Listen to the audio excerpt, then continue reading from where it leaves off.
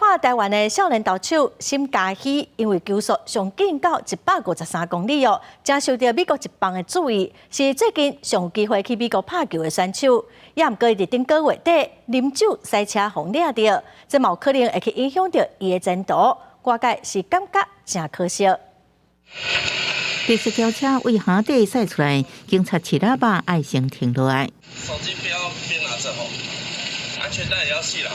赛车看手机啊，佫无绑安全带，互巡逻员警注意到，驾驶将车窗摇落来，飘出真高酒味，酒测器一本0.64，果然出现酒精反应。你叫什么名字？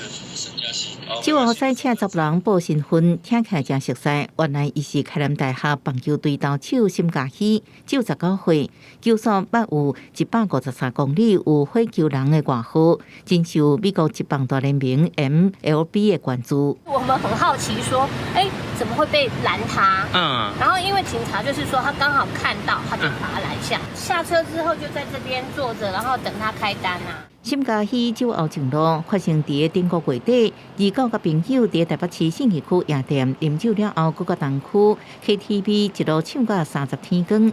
赛车载朋友准备回学校，带起步就被抓落来。伊表示，就是已经酒退啊。警方依刑法公共危险罪嫌移请地检署侦办。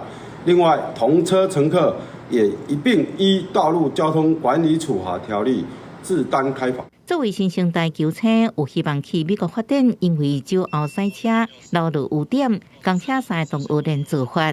相关法办局暗过拍开酒后赛车出题数据，每年超过5万件。呼吁大家食酒了后，千万唔通过赛车。记者综合报道。